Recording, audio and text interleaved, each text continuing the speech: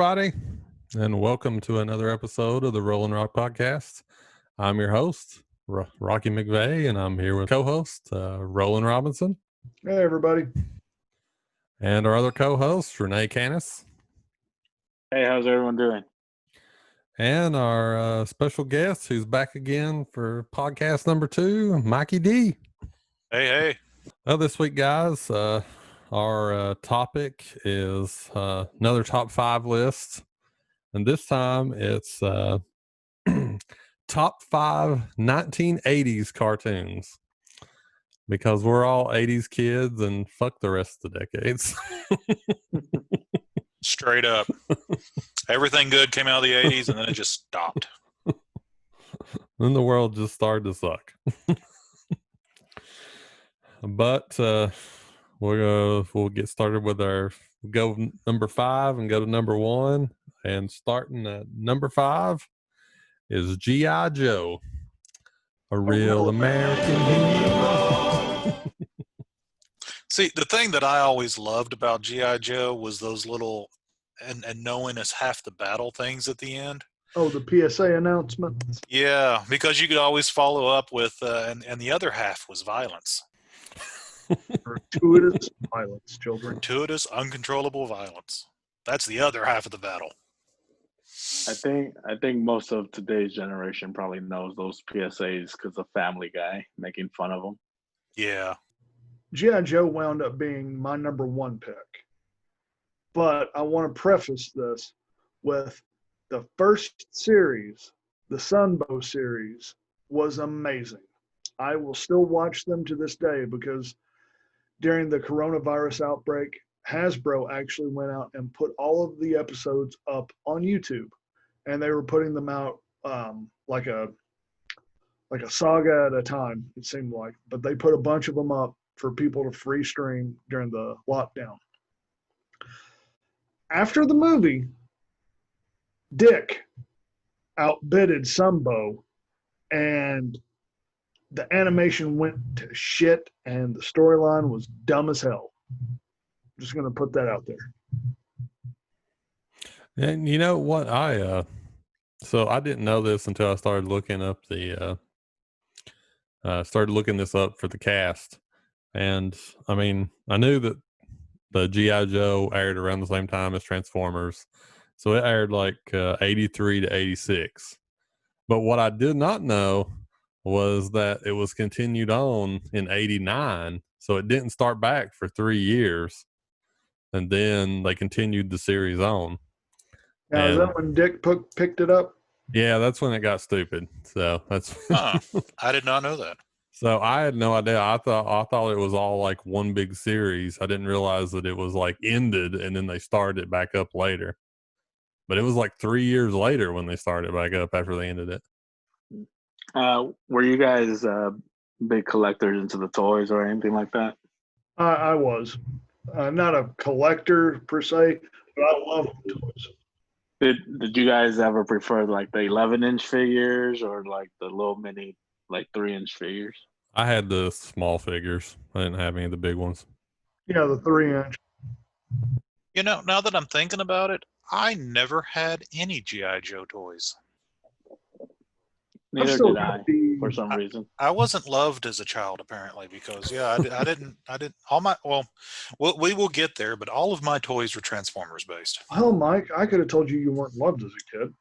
Well, that's probably true. I'll tell you, like the biggest collection of toys that I had, it was for a cartoon that I really, to this day, I'm like, it's not very good at all. And that was Mask. Dude, I loved that cartoon. That was a good cartoon. I liked it. See, I don't like the cartoon. But I loved the toys as a kid. It was on every day after school at like 4:30. I'd come home, get off the bus, I'd sit down, I'd watch Mask. Now, to be fair, I was normally eating at the same time, so it's possible my love of food was going over to my love of Mask, but I'll stand behind it. I think it was a good show. So, crazy concept, good show. Yes.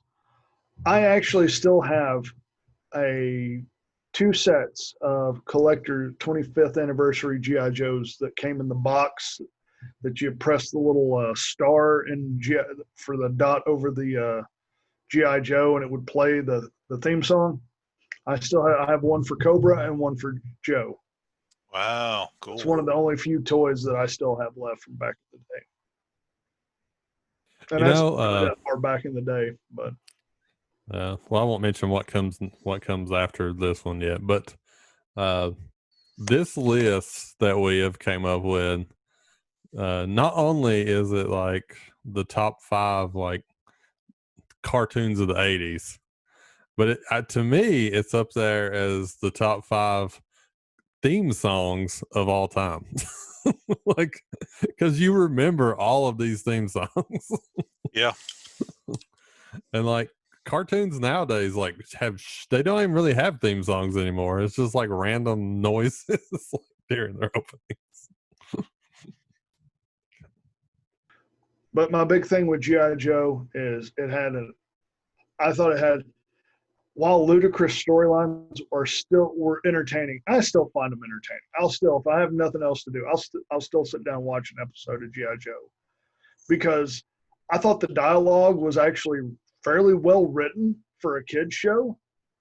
And they had some of the greatest villains ever. Come on, Cobra Commander and Destro. See, Cobra Commander actually has transposed over to what I believe to be one of the greatest like mental issues someone can suffer from now. And I refer to it as Cobra Commander syndrome. Big, glorious plans, great concept of what you're going to do. The slightest little thing goes wrong, you run screaming for the hills. And quickly blame everyone else. And blame everyone else, exactly.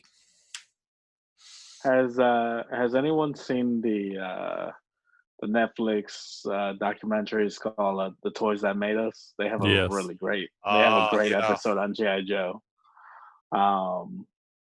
GI Joe has been around since at least the 50s, if I remember correctly. But it's crazy. Like the guy who made the concept. It's crazy how he basically sold the rights to Hasbro for like 25 grand or something like that. Like they offered him they offered him like a yearly percentage or a one-time payment of like 25,000, and he took the 25 grand, and that yearly percentage would be worth like a lot. 25 million dollars or more at this point. But yeah, he got really screwed in that situation. G.I. Joe also had a very fairly successful Marvel comic series run too, that kind of took a much different story arc than what the TV show took. Because if I remember right, now I could be wrong on this, but if I remember right, the writer for the comic actually wrote all the bio. Because for any of you who don't know, anytime that you would buy a G.I. Joe action figure, it would have a little clip on the back, and it would have the character's biography. So I know the guy that, if I remember right, the guy that wrote the comic wrote all those bios. So the storylines were quite interesting, and apparently there was a fit between him and Hasbro over Serpentor, because they forced him to write Serpentor into the comic. Yeah, actually at my job earlier, we were talking about G.I. Joe a little bit and some of the comics, and how in the comics they had Joe and Transformers crossover and stuff like that. And we were talking about, I'm surprised they haven't tried to do that into a movie or a cartoon yet. There were episodes. They did do an episode where they did cross over G.I. Joe into Transformers. Very briefly. And there is going to be a movie where they cross over. Oh, do they? They've actually, they've got like a a universe planned where they're going to bring. I don't know if it's going to be rebooting the Transformers movies, but it's I going hope to. so. They've kind of gone downhill a little bit. But they're going to have Transformers, GI Joe, the Micronauts. The fuck? Yeah, they're bringing the Micronauts back for the movies, and I forget what the other one was, but it was another cartoon that was in like Hasbro's collection, and they're all going to be like one shared universe, and they're planning on making it. They said it's like it got put on hold because of the coronavirus, but they said it's still coming. All right, So I'm sick of the Rona ruining everything. Okay, no, this could be interesting, or it could be a giant dumpster fire. I'm not sure. Either way, it'll be fun to watch. Either way, it's probably going to be worth the admission ticket. Yeah, I'll grant you that. I would be. I think like Transformers and GI Joe would be a great movie. So, Any quick thoughts on the GI Joe live action movie from 2009? There you go. Is that the first one? I want to say yeah. So I like the one that had The Rock in it, but I did That not was the like second one. That was the Retaliation. but I did not like the original live action they made. The original It was I like- horrible. I like Ray Park as Snake Eyes in the first one. And I thought the second one was a little bit better. And the one thing I was enjoying in the second one was Channing Tatum and The Rock together were kind of not bad. And then they just ended up killing off basically the entire cast of the first. Yeah. The best thing, in my opinion, about G.I. Joe Retaliation was they gave Cobra Commander the right freaking outfit. A lot of people purists can argue that he didn't get the blue outfit, but he got the black outfit with the helmet, and I'm all right with that. Close enough.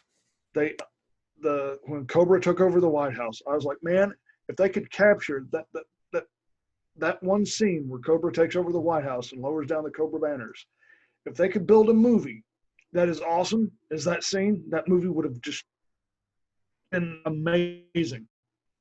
But sadly, that was like the best part of the film.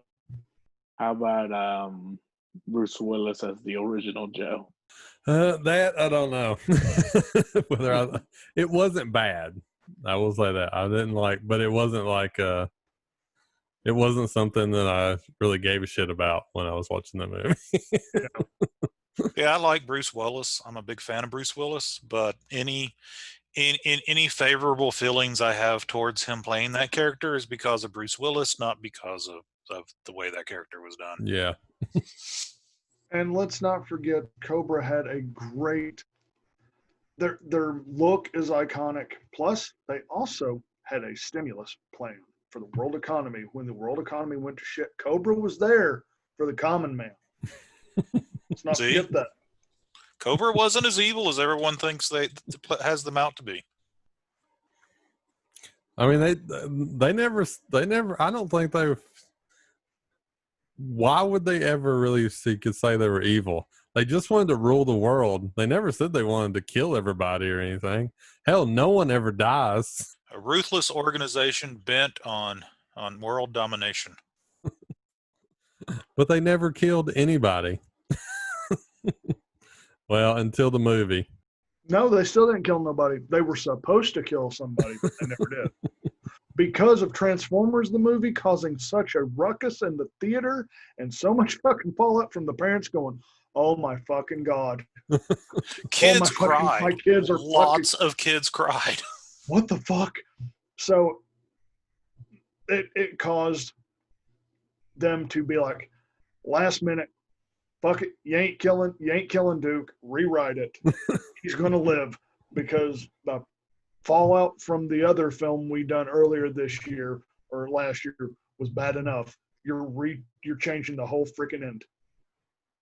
I'll tell you, the Transformers movie, my mom had more problems with the fact that they had some curse words in there, and I went around saying those for like a week than she did the death scene. Now, as a kid, now I didn't know this, and this will be the last I really spout out about G.I. Joe. I didn't know this. I thought G.I. Joe the movie actually aired in theaters, but apparently it didn't. It went straight to television. Do you guys remember that? Because I heard something about that earlier this week, and I was like, no, I thought it went to theater, but I never seen it in theaters. I always seen it on USA when they done that big split up, and Sergeant Slaughter hosted it. No, that's the way I saw it too. So I don't remember it being in theaters. So it may not have been. Okay, So because it it was was planned for the theaters, but I think they scrapped that at the last minute. Huh. I did not know that. But the most upsetting thing to me was what they did to Cobra Commander. Even as a kid, I was so pissed because as a kid, I thought Serpentor was cool for like 5 minutes, and then I was like, no, I like Cobra Commander better. He was just a much better bad guy. I agree. 100%. So it's established Roland likes the bad guys. I love the bad guys. They make everything. If Cobra took over, he'd be a fanatic. He'd just join Cobra. Oh yeah. He'd be right now it's a he'd great be Cobra plan. Commander's fluffer. He'd be like, hey Commander.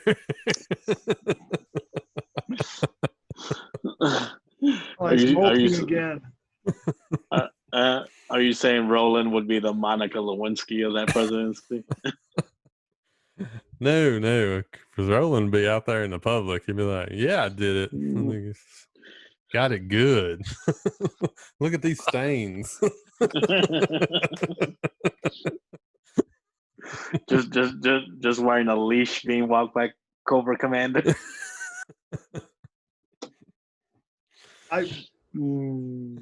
Y'all some sick motherfuckers. Know that? All right. I think everyone's aware of that. Okay, as long as you guys are aware. But I will say that now I gotta throw a picture. I'm gonna throw a picture up here of Roland in his Cobra Commander outfit. Hey, that's right. Yeah. But they do offer free face masks. That's just all I'm saying. Is it the first picture he took when he was making the mask? Because we don't want to see that. Is the face mask so that you don't get blinded in one eye? There's actually a funny story about that. Roland get blinded in both eyes.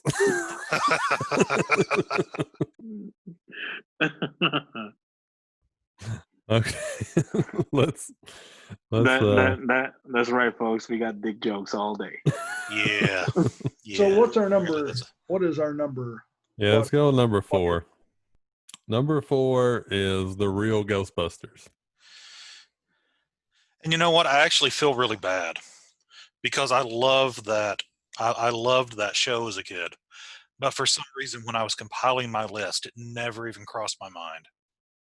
Now, this one was I want to say, number 3. I believe this was my number 4 overall, too. But this was Roland's number 2. Number 2. And yeah, it was Renee's number 4. Now, I'm a huge fan of the movie. So when the cartoon came out, I remember I had the toys, the proton pack, all that shit. That proton pack was badass as a kid. Yeah, it's I haven't rewatched the series in years. I've seen a few clips here and there on YouTube and stuff like that, but yeah, overall, I haven't watched it in years. There is a couple episodes that I will occasionally hunt down and go watch every so often. That's why it made it to number 2 on my list, is because it's obviously something I can still go back and watch. And one of the things I really liked about the Ghostbuster series was it's deep down, like there's some really kind of creepy, disturbing crap they basically paint over into a happy kids show. You learn about Sam Hain, the spirit of Halloween, or Sam Hain was an interesting character. You also learn about, I think it was the first time I had ever heard of Cthulhu, because there is an episode, I can't remember. It was a play on like 1-800 or toll free Cthulhu or something like that. It was basically a condensed down for 20 minutes Cthulhu and the Ghostbusters. I remember Boogeyman also being a big character. Recurring one. Was a recurring ghost, yeah. That they Like dealt a lot Sandman. with. Yep, the Sandman was always good for me. And then there was another one that didn't reoccur, but I thought had, and still to this day, I think has some of the best imagery, is an episode called Ragnarok and Roll. It's where a dude he gets, I can't remember if I don't think he got disfigured. His friend was a hunchback who was disfigured. And for some reason, something happened to him and it just shattered his faith in humanity. So he winds up finding a flute that if he plays, he will bring about the end of the world. And this demonic entity is, kind of coercing him into finding this flute. And then he starts playing it and starts literally bringing about the end of the world. So I think it's called Ragnarok and Roll. If anyone ever gets a chance to see that episode, one of my favorite ones. Didn't realize that was the name of it, but that is one of my favorite episodes of that show, bar none. Okay, so you know the one I'm talking about. It was basically the guys bottled after Lovecraft very loosely. Well, by loosely, it's not even really that loosely. Okay. That's interesting. Both of those have the Lovecraft tie-in. I think because of the movie, I also love pretty much any episode that had the Stay Puft Marshmallow Man in it. Oh yeah. What I really liked about the evolution of that character is he kind of turned out to not really be so much a villain anymore, as he was just kind of like big and stupid and cuddly. Yeah, he's just like, hey guys. I remember an episode where they go into the ghost world too, or they get like the stuck containment unit. Where they go into the containment unit. Yeah. And like the Stay Puft Marshmallows just sitting on a big like stone throne, basically. Yeah. One of the many times they needed to rescue Slimer because of something stupid, I think. Fucking Slimer is the Scrappy Doo of the Ghostbusters, okay? Yeah. The series got renamed to Slimer and the Ghostbusters. So they put Slimer as number one. Yeah. But there are so many good episodes. Does anybody remember What? The demon called Wait, that was the thing that turned into the big giant child's toy monkey with the cymbals and the lawnmower, and it was running down on the bridge. They had to go to this little old woman's house, and the house basically is alive and it traps them. And every time they say the word "what," that was not that demon. one. That was a different one. You're thinking of the Boogeyman. Was that the Boogeyman? Yeah, the one with the big goofy face, the hooves. There was an episode where Ray gets put on a game show, and he is going against the devil, who is the game show host. The actual devil. I think I remember that. Yeah. So there's some dark subject matter in that show, wrapped up in kind of a very, happy-go-lucky kid show. I think that's a theme of the 80s cartoons. There's a lot of dark material in like cartoons from the 80s. Does anyone remember the sequel series at all from the 90s? I didn't know there was a sequel series. No. Okay. Yeah, so I want to say 97, 98, they released the Extreme Ghostbusters was the name of it. it only brought back Egon as a professor, and ghosts start appearing again. So he recruits 4 of his students.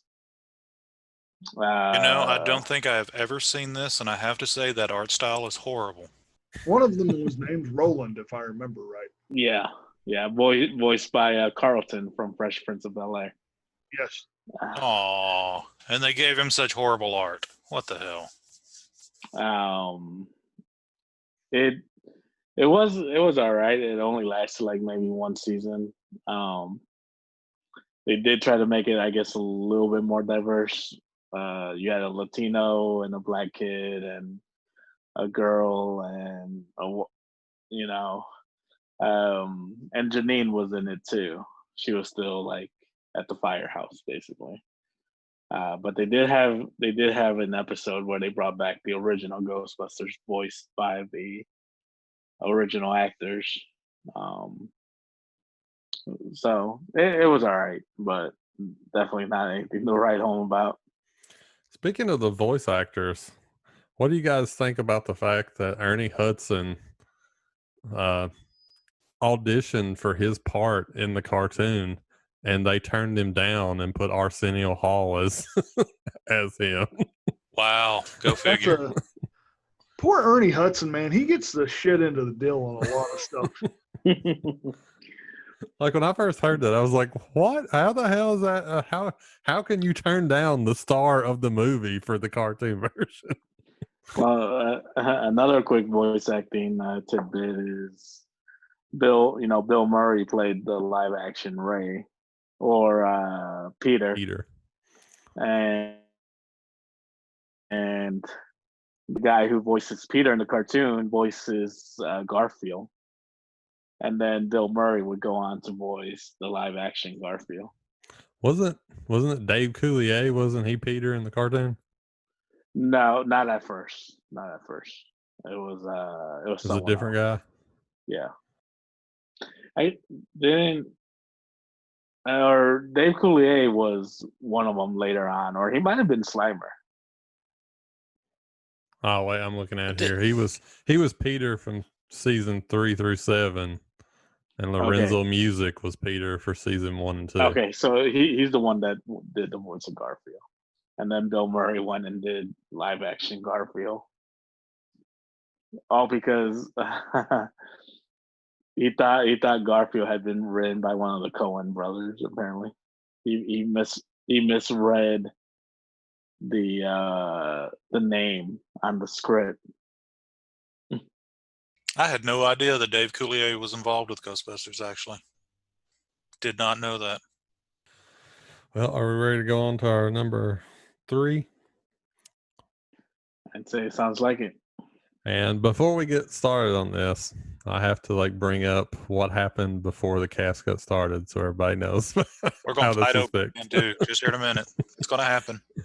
So we our number 2 and our number 3 tied when we were doing our lists.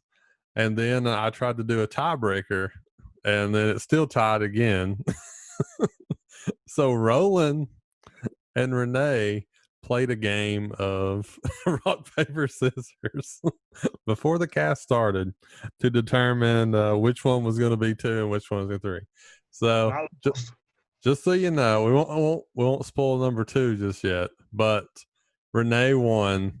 So his choice is number 2, and this one is Roland's choice. So number 3 is Transformers. So everyone who disapproves of this list, it's Roland's fault. Because he can't win a game of rock, paper, scissors. My internet connection sucks. He chose paper, and everyone knows you never choose paper. That's right, Roland. You fucking suck. Although, to be fair, that game was a stereotype. If Roland had went rock, he would have won. And as we all know, you always go rock. Exactly. I'm expecting him to throw rock, obviously. Transformers are number 3. I actually think that I am the only one that didn't have this on their list. And You suck, Rocky. no, it wasn't. Renee was the one that didn't have this on. Oh, So I did I'm have sorry. this on my You're list. cool, Rocky. Renee, you suck. Renee's the one that never. I had it at the bottom of my list though, so Nah. Just cue the end music from Curb Your Enthusiasm. but I actually this came way higher than what I would have put this in the list, honestly, because I will say this, I loved this cartoon as a kid, but going back to it now, I'm like, it doesn't hold up. It's got See, I watched the movie just like last week, man. Okay, now to be fair, the TV show, that may be true, but I still feel like that movie is a good movie. You could still sit down and watch that movie and just be like, yeah, I just watched Optimus Prime die all over again and I'm sad. The animated movie is good.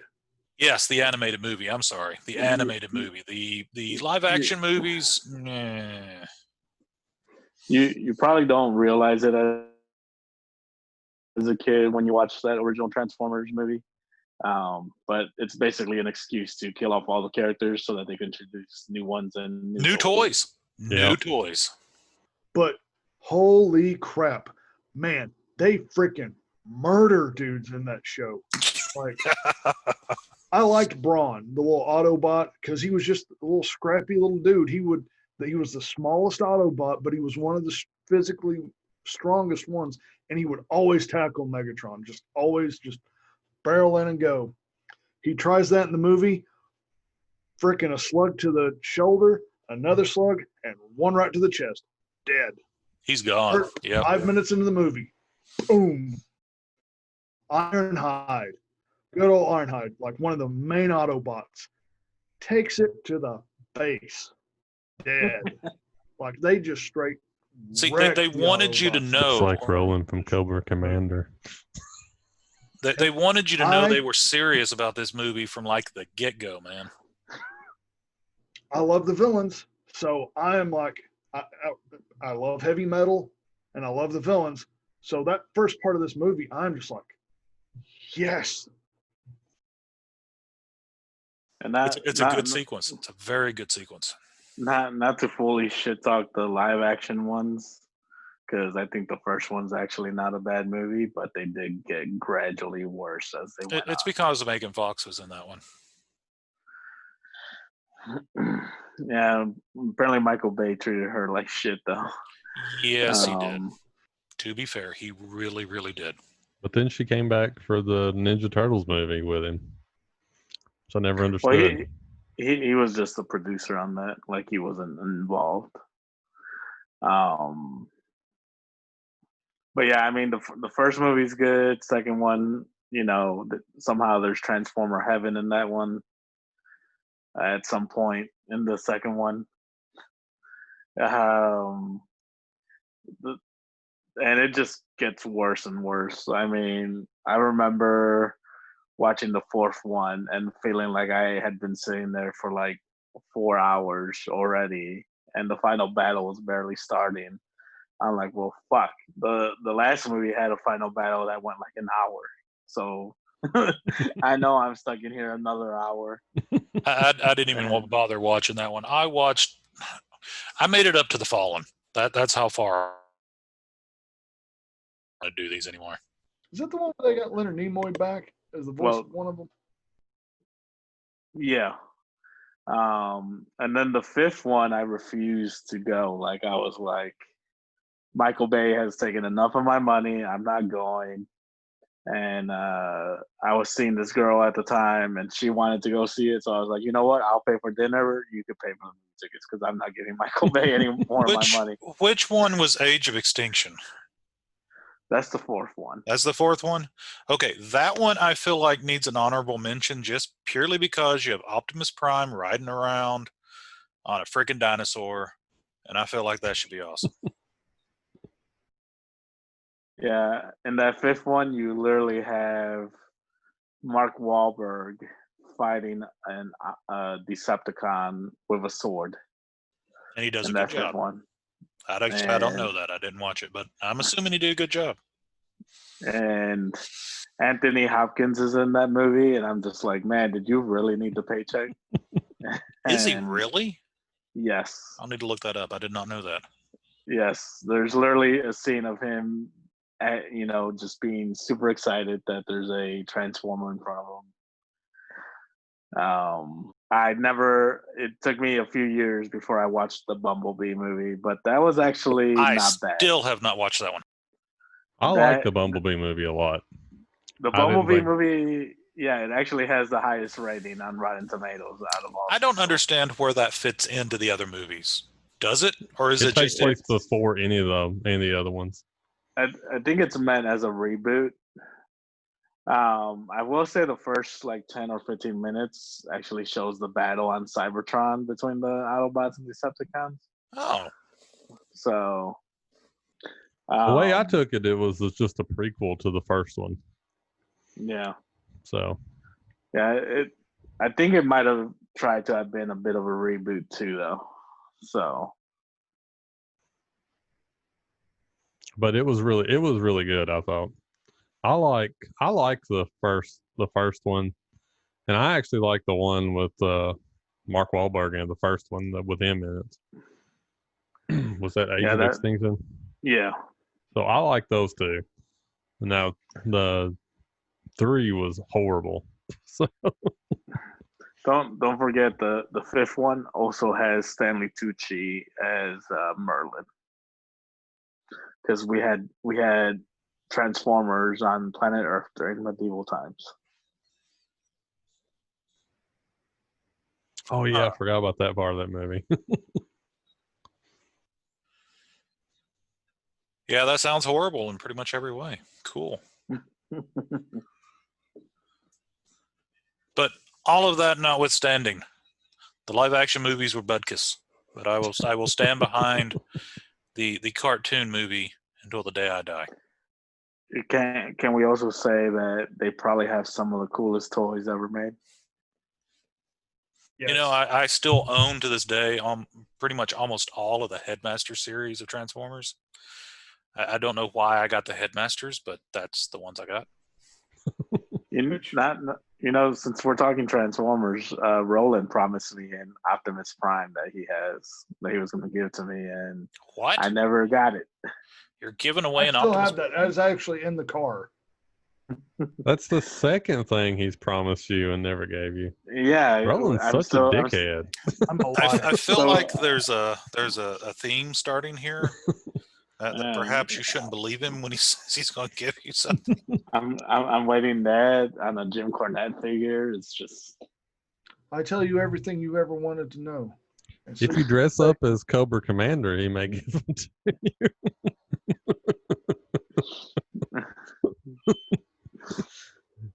Just show up at his house at 1 a.m. in a Cobra Commander outfit. Brandishing a whip of some sort. No, sir. Cobra Commander never had a whip. Jesus Christ. No, that is incorrect. There you go. He kicked me out for inaccuracy. That is not accurate. But I will say, back on to Transformers, the one thing I am happy to say that I think, now, I didn't watch the latter live action films, but Peter Cullen, I think it was his name, the guy that voiced Optimus Prime. Yeah. He has a very iconic voice. Plus, Frank Welker as well. I'm glad to see that Frank Welker made it back as Megatron. Yeah, just not for the first 3 movies, I think. Yeah, I was going to say, originally they told him that his voice had aged too much. But it clearly had not. So he's in the last couple of movies then? I will have to watch those for no other reason than that then, if that's the case. Actually, I think they said they didn't want it to sound as cartoony as it had in the 80s. I guess he wanted to do it as he had voiced it in the 80s. Well, that's because it was awesome. I don't see the problem. And so instead they went with Hugo Weaving, I think. Yeah, that's who played in live action. But I mean, Peter Cullen got to still voice Optimus, so Yeah. that's definitely a positive on there. But Frank Welker, I think, is still an amazing voice actor. Done the voices of Soundwave and Megatron that I know of. And as a throwback to G.I. Joe, Chris Latta. I was going to bring him up. The voice of Starscream and the voice of Cobra Commander. I was gonna say, Welker's gotta have at least like 300 credits at this point, at least more maybe. And you were asking Rene about if it ever cross over G.I. Joe and Transformers. Episode, I don't remember the name of it, but there was an episode, and I want to say it was season 2 after the movie, so it's Generation 2. So it was G2, it was Galvatron. Yeah, it was set further in the future.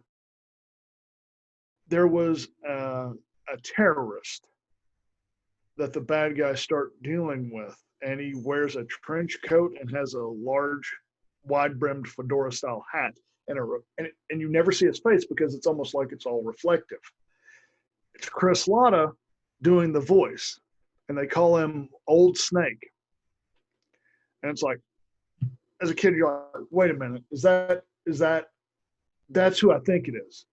I know it is, but they never say it until the very last scene. As he's walking away, he's talking about the people he had double-crossed. And he's like, oh, they just don't make terrorists like they used to. And he starts to scream out Cobra because it's Cobra Commander, and he starts coughing. Mm-hmm. So, yes, they actually did do an episode where it was technically a crossover. That was a really good episode, too. I remember it well.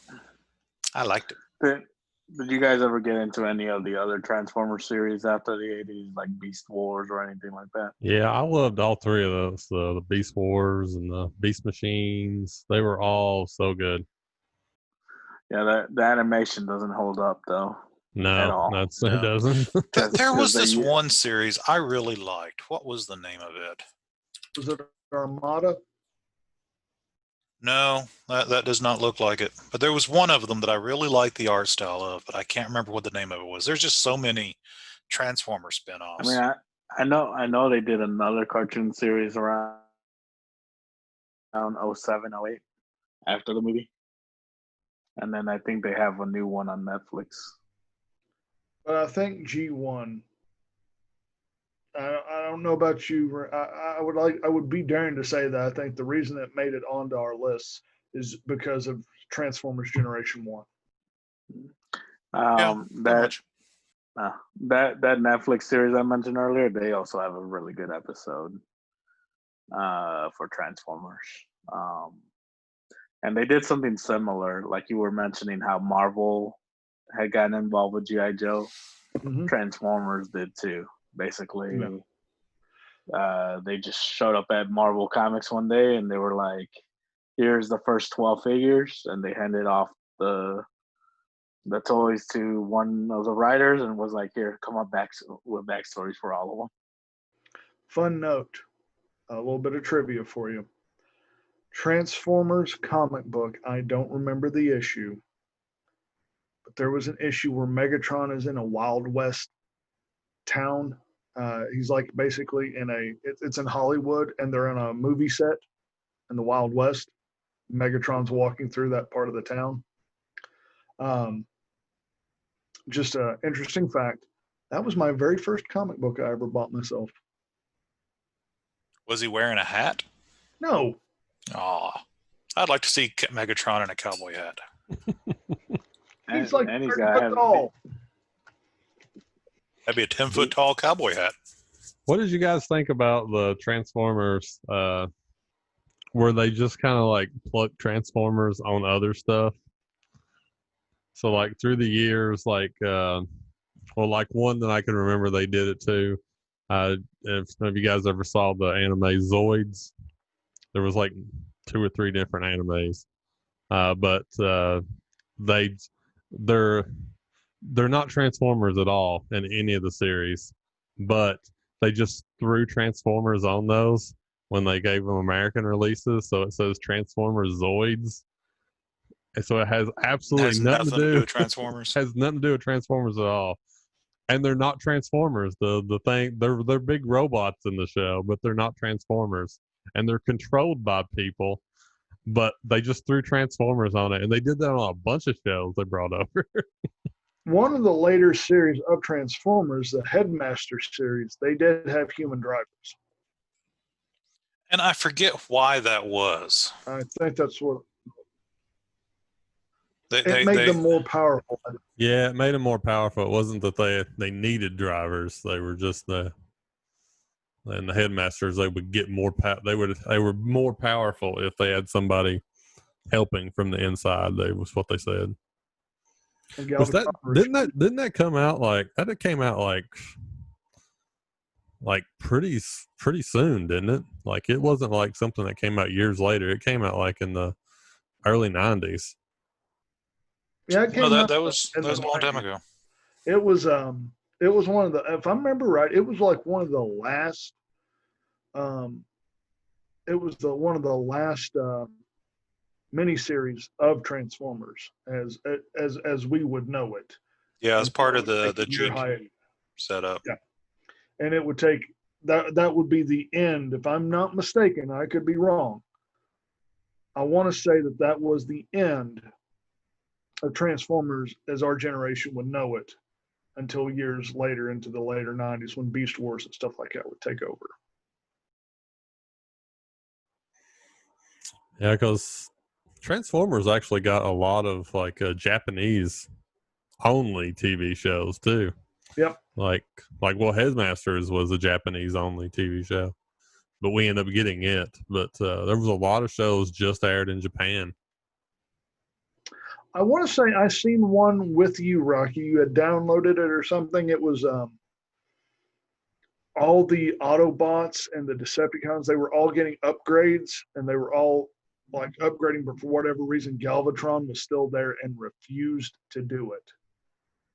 And he was just like broke down almost in that episode. I don't know. It's possible. I don't remember it at the time. It could have. That was something that had to be years ago. That's like there was like like we got like Beast Wars and Beast Machines, but there was a Beast Wars 2 and a Beast Wars Neo in Japan. So like two other series that continued it on, like, and we never got those here. You know, speaking of Japanese Transformers, that is apparently what the Headmasters were. Yeah. It was a series in Japan from 87 to 88 and was not actually officially released in the US until 2011.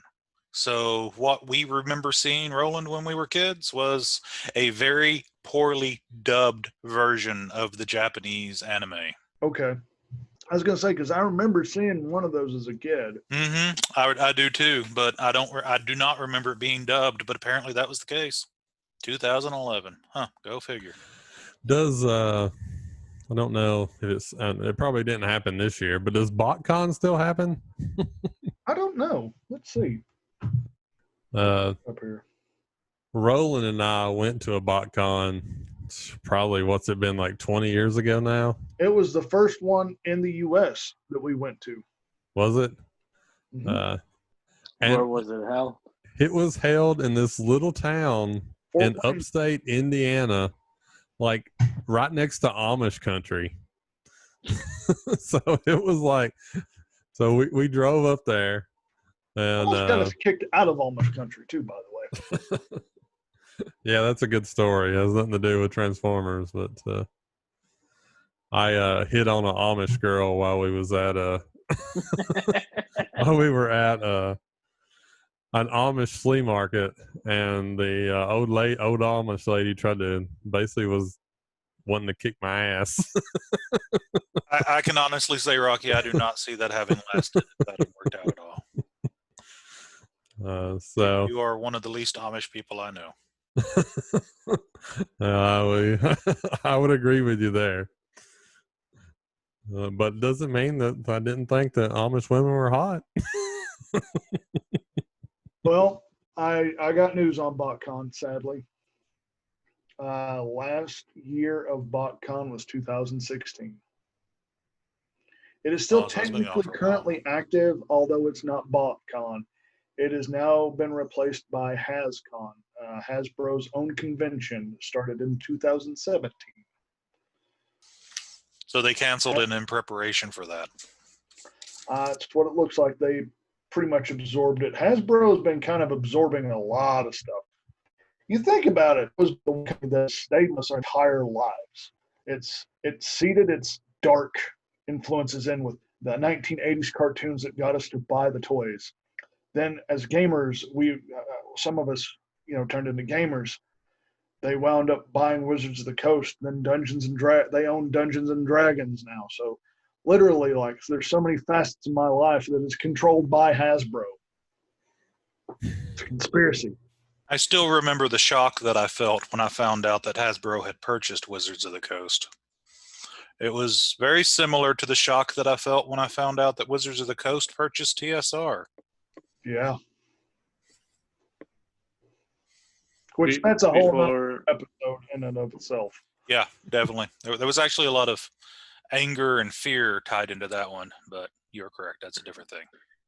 Before we move on, I just have to make another comment on the Amish thing.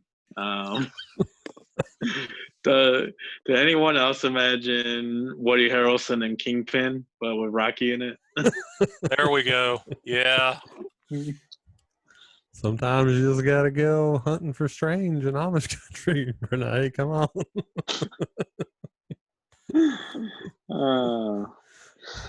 Speaking of that, I bought like a shit ton of comic books at that flea market. You made a killing off that.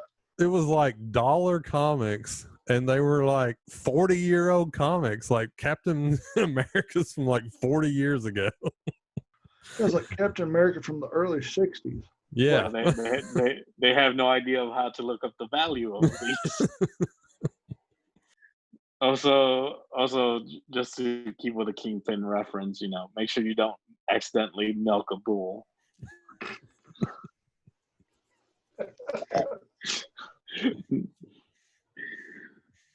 Okay, let's go on to number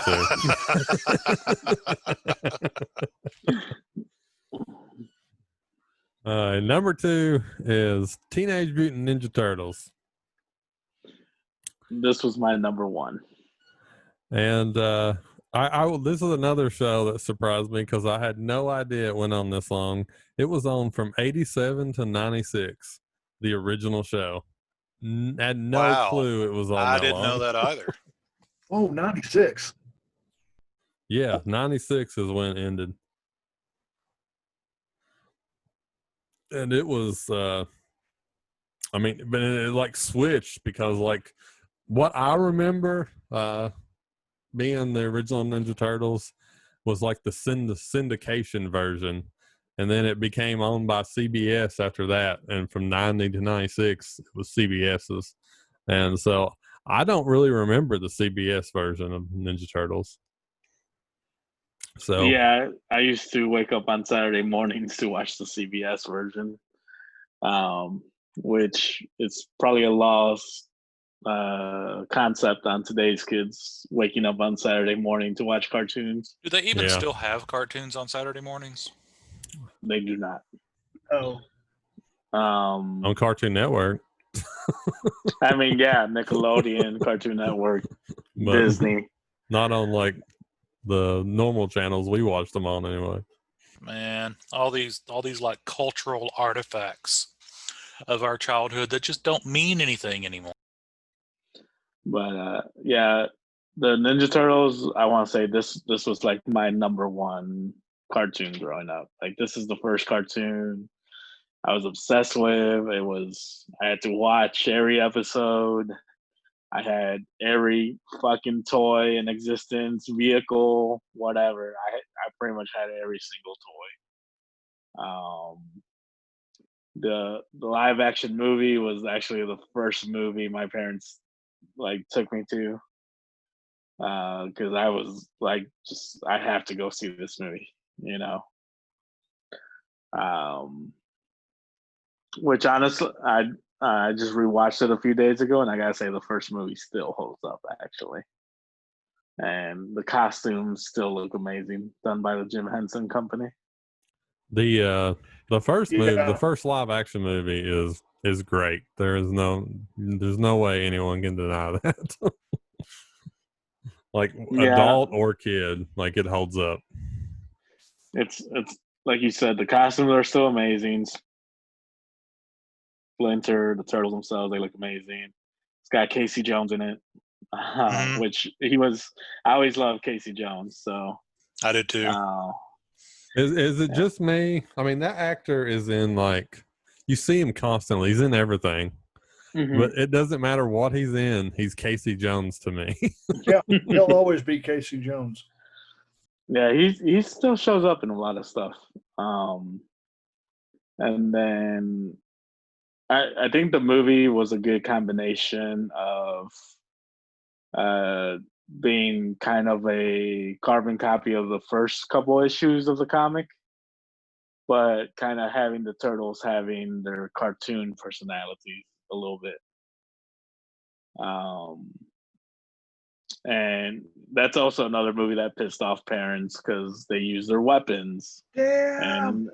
and they cuss and stuff like that. And fucking Shredder gets crushed in the back of a garbage truck. Yeah, thank you for pointing that out. Casey Jones fucking killed him. Like a motherfucker. Dude got crushed in a For trash kids, compactor. everybody.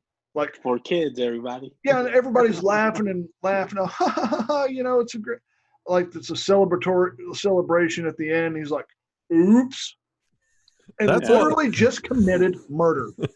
That's what makes the scene so great. Is he's just like, "Oops, murder." Yeah. Did you guys know that the murder?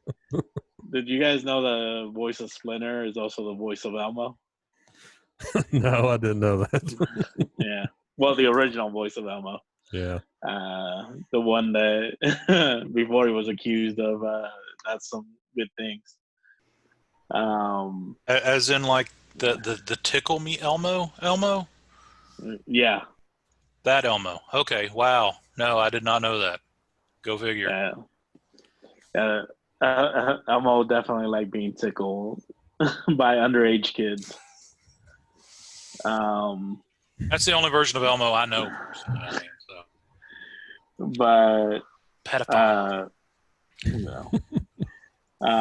But yeah, that's why the sequel isn't as good, because it got toned down a lot.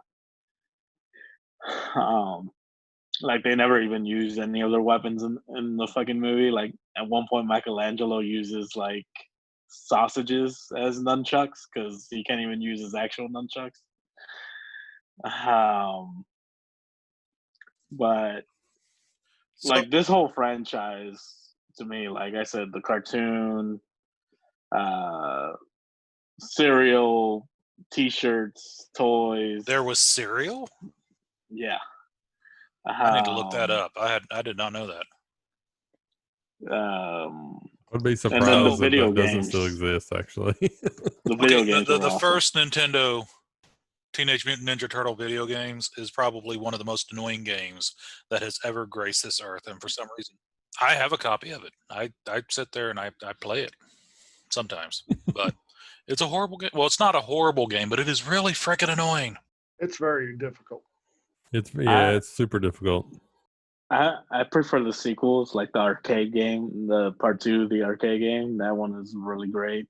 I think a lot of people are behind you on that one, Rene, because it seems like every single Turtle game after 2 and after have all been clones of the arcade game. Yeah. Well, it's because the arcade game actually came out first. It's just they couldn't do it on the regular Nintendo, so they had to make up a whole new game that was just crap compared to the arcade game. But then you got, like, later they were able to finally release it. I mean, it was still toned down, but it was still much better. Walmart actually is selling like those cabinets now that includes that arcade game, and one of my other favorite turtle games was Turtles in Time. Turtles in Time is great. Like, I like it better than the arcade game. Yeah, to me, Turtles in Time is the best one, and then followed by the arcade game. So this isn't a video game question, but didn't I read something recently about them adding a fifth turtle recently? Has anyone else heard anything about that? Actually, there's now 6 members of the Turtles. What the hell, man? They did introduce a female turtle, not the crappy one, but a new one. Not the new mutagen version. Well, no, because there was a live action 90s turtle series called The Next Mutation. Yeah, that's what I was talking about. Not that one. Yeah, that one introduced a female turtle called Venus the Milo, I think. And apparently the original creator fucking hates that character with a passion. But they introduced a female one. I can't remember her name at the moment. She wears a yellow bandana. And then they introduced he's not even a turtle. I think he's like a mutated fox. He's been invited to be a member of the group as well. I forget what her name is too, the new turtle that's the female turtle. But I actually really like the way they introduced her, because she's actually someone that was already in the Turtles and had been there for a while, and she gets really hurt in a battle, and they have to give her some of their blood as a transfusion so she don't die, and it mutates her into a turtle after she takes their blood. It's like, I think she was part of the Foot Clan, so she was actually like a villain at first too. So I think that's a really good way, because that's a really good way to introduce another turtle, because like it makes sense, like them trying to save someone's life, and they were mutated from turtles to humans, so like what would happen if you give somebody their blood? So they How sucky would that be, though? into an abomination. Yes, he was forced to join them. Exactly. They did the She-Hulk thing, man. Also, they ended up rebooting the series like in 2003. I gotta say that cartoon is actually pretty good too. It's a little bit more based on the comics than it was on the 80s cartoon. But give that a watch. It still holds up pretty well for me. But the 2003 I like, but I don't like the newest version. No, like the CGI one on Nickelodeon. Yeah, I don't like the newer one, but the 2003 was actually really good. Now, did you guys watch the Teenage Mutant Ninja Turtles Batman film? Yeah, that was actually really good. I have not watched it yet. I enjoyed it. I did not know there was such a thing. Dude, the fight with Shredder and Batman is amazing. Yes. That is the best part of that whole movie. That fight scene is really cool. And then when Shredder and Ra's al Ghul break into Arkham and give the mutagen to all the Bat villains. So like Mr. Freeze becomes a polar bear, and the Joker becomes a king cobra. That's pretty badass. Why wouldn't he? That's a little weird. That is a missed toy opportunity if I've ever seen one. Yeah. A Joker King Cobra. Yeah. I'm definitely gonna have to watch this now. I actually wanted to watch it, but I just never got around to it. But now I definitely have to watch it. I'm gonna have to look this up. Definitely have to look this up. Yeah. It's actually not bad. I enjoyed it. There's also a good fight scene with Batman fighting the Turtles. Mm-hmm. But yeah, I said I was a big fan of the cartoon, and honestly, from the age of about 4 to about 10, like that was my favorite thing to watch on television. Until the Power Rangers debuted, and then that kind of took over. I was gonna say this is a little off subject, but not entirely. Raphael was the entire reason I owned a pair of size, and Donatello was the reason I had a bow staff. Now, I want you to, back where I grew up, flea markets are kind of a big thing. Like on the weekends, you go to the flea market, blah, blah, blah. I want to know how many flea market dealers frickin' just made a retirement fund off of Teenage Mutant Ninja Turtles because they could order those cheap, like cheap katanas, cheap size, nunchucks. I also owned a pair of nunchucks, real and the training ones. My testicles regret both. But I wonder how many guys at work had flea market booths just made so much money off of kids. Oh, they got the Ninja Turtles weapons. Really what you should think about is how much of the pizza industry was God. propped up by that show. From all these kids is like, I need pizza because I want to be a turtle.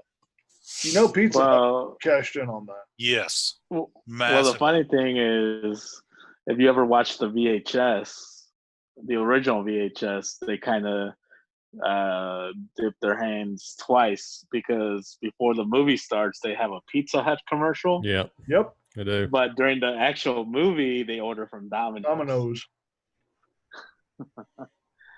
That's playing both sides there, man. That's dirty pools, what that is. That was back when Pizza Hut had big money.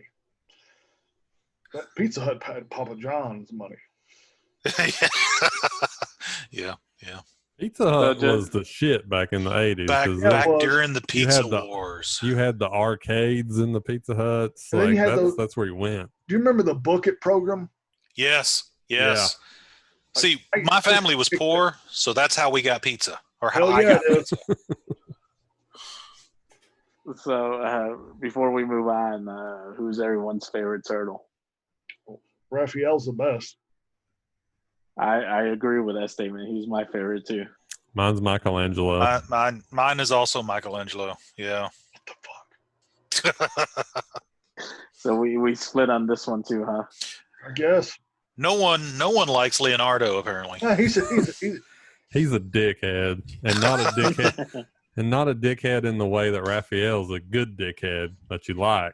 He's a dickhead, and fuck him. He's the leader. No one gives a shit. He's got to stick up his ass. Can we all agree that the movie sequels weren't as good either? Yeah, of course. I think that's a safe argument. Although the best thing about 2 was the ninja rep and the fact that you had Kevin Nash. Go Ninja, go! As the Super Shredder. Kevin Nash as the Super Shredder. There wasn't much good about Part 3. There was nothing good about Part 3. There was nothing good about it. Dude, even as a kid, I was like, fuck this movie. The fucking turtle costumes, they look bad in Part 3. They're bad. I think these turtles have caught something in between movies. Have you guys seen the I'd sent you the link early. Was it last summer, Rocky, or was it early? Yeah, it might have been last summer. The masks, like the animatronic mask for Donatello, went up for sale on eBay, and it was in good shape. It had. Oh yeah. They had let things just deteriorate. Yeah, it looked like nightmarish. It looked like something off of Five Nights at Freddy's. Yeah, it wasn't pure nightmare fuel. And then you had the 2 movies produced by Nickelodeon that came out in the last couple of years. I think those are actually halfway decent. The first one has its moments. I just couldn't. For both movies, I really don't like the turtle designs. And William Fichtner was supposed to be the Shredder in that first one, but I guess people accused the movie of washing, so they had to rewrite it a little bit. The second one is actually not as bad. It reminds me a lot of the 80s cartoon because they finally had Bebop and Rocksteady in it. They had Krang in it. They have the Technodrome in it. Casey Jones comes back, is in it as well. Played by a dude that is Arrow I'm forgetting his name at the moment.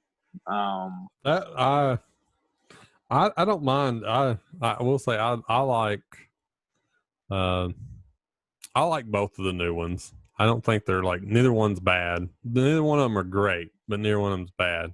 But the guy from Arrow that plays Casey Jones sucks as Casey Jones. Yeah, I was kind of excited to see him in it, and then he just shows up like in one scene only with the hockey mask. Yeah.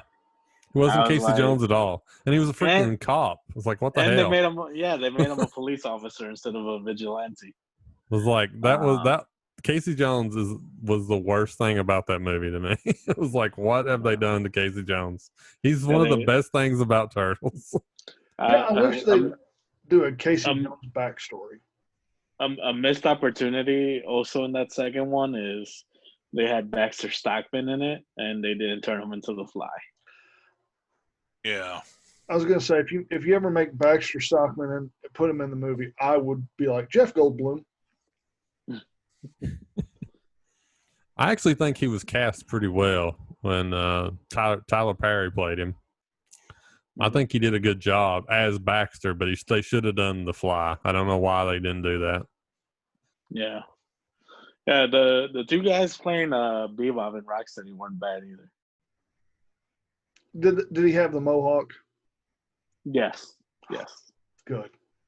Yeah, the purple mohawk and everything, man. So good deal. And the designs weren't that bad. So, but like I said, the turtle designs themselves like weren't the best.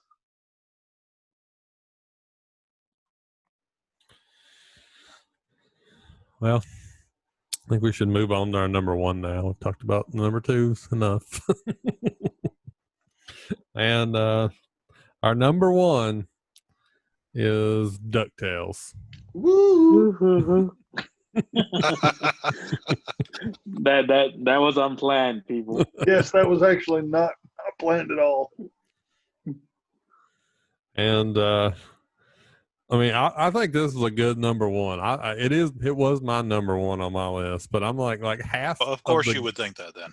But like half of the really good cartoons that was out in the 80s were spin-offs from this cartoon. Like they just kept spinning off of it, and like it's just one of the best. And it still holds up to this day.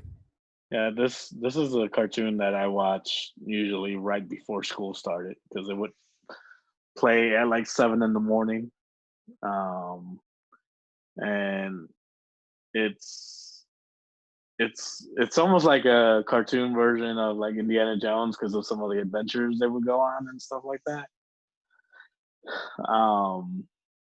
And then I grew up watching like the Disney shorts a lot, so I liked Huey, Dewey, and Louie a lot and stuff like that. And Gizmo Duck was a lot of fun too. He was my favorite character. Yep. He was my favorite character. Now, I have a question. Where was Donald ever in that show? Did he ever exist? Yeah, he was in it. Yeah. He was like in the first episode. He was in the Navy. So he was in the Navy. He was in the Navy, and in the very first episode, he drops off Huey, Dewey, and Louie to Uncle Scrooge. I may never have seen the first episode then because I don't remember that. He makes random comebacks throughout the series too. Yeah.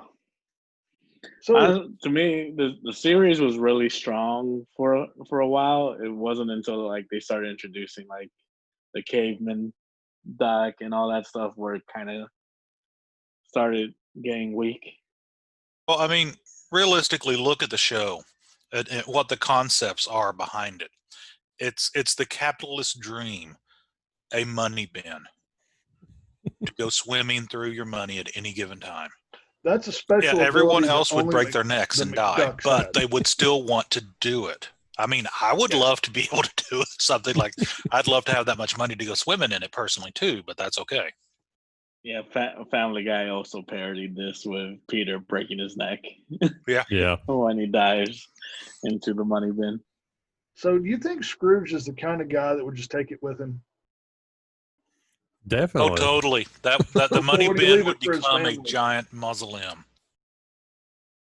Yeah, something I also liked in the series was the villains. It had some really good villains. The Beagle family. The Beagle Boys, yeah. And what was the name of the witch? Oh, I don't remember the witch duck. Yes. No, started with an M, didn't it? Morticia, Morgana. I want to say it started with an M. I think it may have been Morgana. It's been a while, but that seems right. Magica Dispel. There you go. I know it started with an M. I know you already mentioned that these 5 shows that we picked today had great theme songs, but I think this one. No, this one probably wins. I mean, I hate to admit that, but it probably wins. I was actually singing this theme song on the way home from work today. Yeah.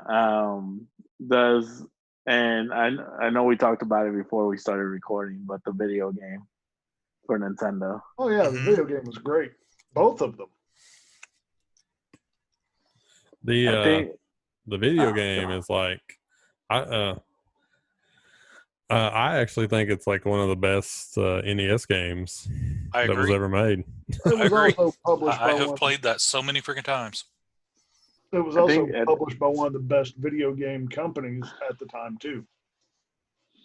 I think my only disappointment with the game was you couldn't play as like Gizmo Duck or like Huey, Dewey, and Louie. It was just Scrooge. I think was the only one you could play as. Yeah. Well, see, that's because the most important person to Scrooge McDuck was Scrooge McDuck. Scrooge McDuck. Yeah, fuck them kids. Plus, let's be honest, if Gizmo Duck was in that game and it was true to Gizmo Duck, he would just be like, okay, I'm going to get beat up for a bit, and then I'm going to bounce to the end of the game and win. Only loving Scrooge McDuck. I think you can't say that because if you watch the show, that's the whole point of the show, really, is that Scrooge takes in these kids, and then throughout the course of the series, he loves the kids more than he loves himself. That pretty much is the premise of the Cells TV show. Do you guys remember the movie? Yes. The magic lamp, I think it's with the genie. Yep. Yeah. Christopher Lloyd was the voice of the villain in that too. He was really good too. Was he really? But DuckTales, and it brought us let's speak about one of the spinoffs. I have to talk about Darkwing Duck. That was a good. I also love that show. But it didn't. I don't think Darkwing came out till the 90s, did it? 91. Nah, but it had Launchpad on it. To me, it has the second best theme song of all time. Darkwing Duck is a great theme song.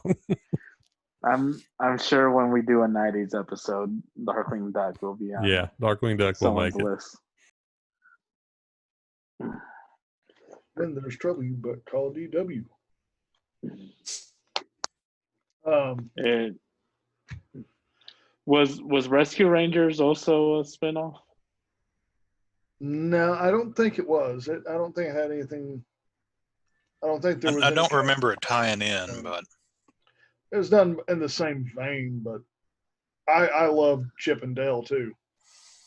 Yeah. Did anyone ever notice that Chip and Dale are basically dressed as Magnum and Indiana Jones? Yep. It wasn't until my adult years until I put that together, and it literally blew my mind. Yeah. Yeah, I don't remember putting it together as a kid. It wasn't until years later that I was like, holy shit. I like the another show that they had. It wasn't really a spin-off, but it was supposed to be in the same universe, was Goof Troop. Because the Beetle Boys show up in Goof Troop. So like they like had all those as like a basically one big universe. So I don't remember like anybody from DuckTales being in Chip and Dale's, but I think most 80s and 90s kids remember the Goofy movie that came out in 95. yeah. Like, I could probably still watch that. It still holds up. Everybody remembers the Bigfoot scene if they don't remember anything else. I'm not That sure I've or- ever seen the Goof Troop before, actually. You've never seen Goop Troop? That's I don't surprising. think so. I mostly remember Powerline. The guy that he wants to go see in concert. Oh yeah. Who, by the way, was introduced into the remake as well for DuckTales. Speaking of which, has anyone else watched the remake at all? I've seen watched like parts of it. I've been meaning to, but I haven't got around to it yet. It It is on my watch list, though. It's probably bad, but I have a hard time with animation like that when it doesn't look great. No, the animation on that, like I agree. It's what gets me. I could handle the animation if it wasn't for the really flat heads. That's what I don't like about it. That bothers me for some reason when I watch it. I'm like, why are their heads flat? It's crazy to me sometimes with modern animation. Like, some shows look really cheap, and it's hard for me to get into some of those shows when they look like that. Yeah, I don't understand why versus- that's a thing. They do it intentionally because they're like it's tray chic or some crap now, but I don't like it either. Yeah. And then you watch other stuff and it's just like, wow, this looks fucking amazing. Like, if you watch any of the superhero shows on Disney, all that stuff looks amazing. But then, like, I don't know, it just looks very poorly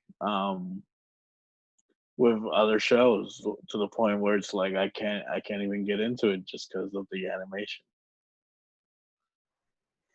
It's I don't know. Yeah, I just don't understand the flatheads. That's the only thing that gets me. But it's I will say from what I've seen of it, like storyline wise, it's actually it holds up to the original the DuckTales. It's just the animation doesn't hold up.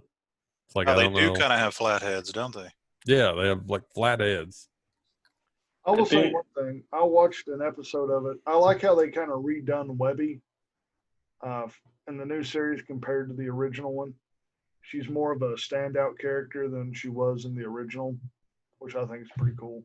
Yeah, I think they made her a bigger part of the group. She's not as much of A tag along. like a tag along or a character that needs to be consistently saved all the time. All right. Well, let's I think we can call it for this week. We've went over our top 5. And I think we had a good list. I actually think these are like pretty much the top 5 of the 80s, like in my opinion. Like sometimes I'm like, our top 5s are not really the real top 5s. They're just our top 5s. But this time I'm like, I think these are the top 5s. Like, if people don't agree, fuck them. We'll say this, that we edited a lot off this list. We had to cut and cut and cut and cut a lot to get it down to this. And I mean, it always comes down to personal preference anyway. Let's not tell our entire audience to go fuck themselves there, Rocky. I can always do that. That's why I run the podcast. So You're like, if you don't agree with me, all of you can go to hell. Yes, I'm talking to you right there.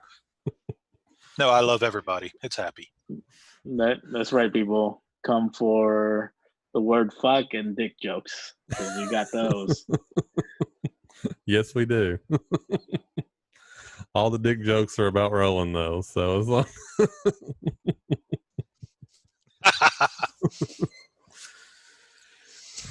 all Okay, I yes. do want to add in though. I think I mentioned this earlier, but I'll say it again. Is the DuckTales? It was the number one on our list. When I was a kid watching that show, I always thought it was like, well, I love this show, but not everybody else loves this show. But everyone else does, in fact, love this show. It was a good show, and everyone loved it. Oh, absolutely. So I thought I was cool when I was a kid for liking someone that no one else did, and no, I was not. I was not being cool as a kid. It's probably because the entire schoolyard probably had Ninja Turtles t-shirts on. And I was watching DuckTales. Yeah. They were all watching DuckTales They were all too. watching too. They just weren't going to tell you. They wasn't going to wear No a one was t-shirt. admitting to it. No one. Yeah. The turtles were cool, but they were all going home and watching DuckTales. Yep.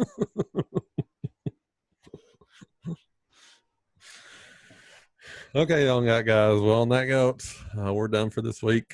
I forget to tell you this a lot of times, but write into us, leave comments. You can always contact us at podcast@rolandrock.com, or you can just throw comments up on our YouTube page as well. We read every single one of them. But on that, we're out for this week. Take care, stay healthy and safe, guys.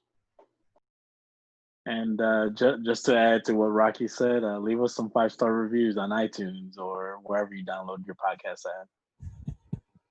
But have a good one, everyone. Bye, everybody.